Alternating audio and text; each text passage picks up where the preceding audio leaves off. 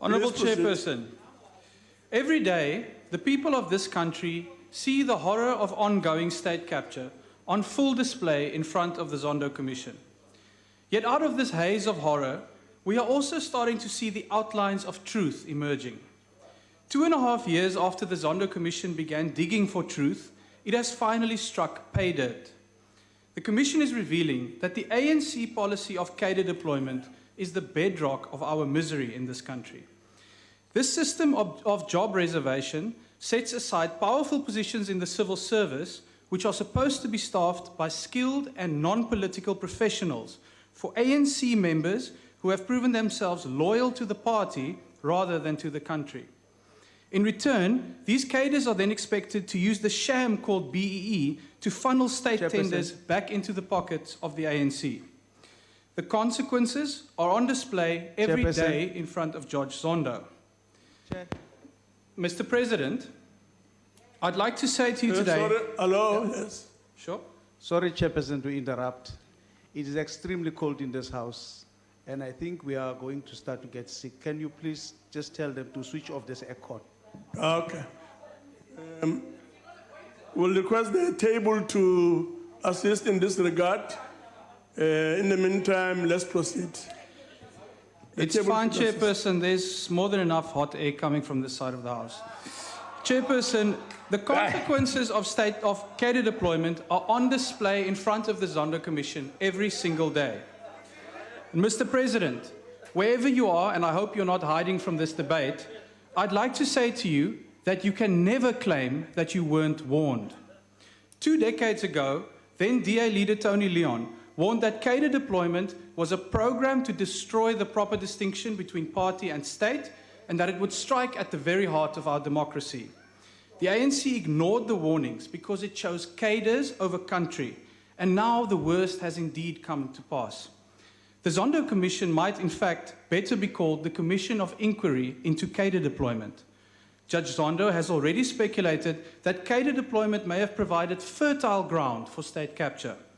Former ANC Minister Barbara Hogan called cadre deployment an abuse of power. Then again, Mr. President, you already knew all of this, because between 2013 and 2017, you were the chairman of the Deployment Committee that carried out what ANC member Hogan calls an abuse of power. Even as the country became engulfed in corruption while you chaired the Deployment Committee, you made it clear that you will not apologize or have any part in dismantling it. Since the President is in fact so proud of his role in cadre deployment, I'm sure he will have no problem complying with the DA's prior request to see all of the minutes and decisions taken by the ANC's Deployment Committee since he became its chairman in 2013. But, Honourable Chairperson, a curious thing happened as the Zondo Commission began exposing the devastation caused by all the President's cadres. Suddenly, President Ramaphosa started saying that he is committed to end the practice of poorly qualified officials being parachuted into positions of authority through political patronage. That's like the Cookie Monster saying he's committed to ending the practice of Marie biscuits disappearing from the cookie jar. Unfortunately, the people of South Africa can no longer afford to wait and see if the Cookie Monster really has developed a sudden gluten allergy. The truth is that President Ramaphosa has had 3 years to reform the state. During that time, he has not done a single concrete thing to replace cadre deployment with professional appointments. As outlined by the Leader of the Opposition yesterday, and in the interest of the country, the DA will now do it for him.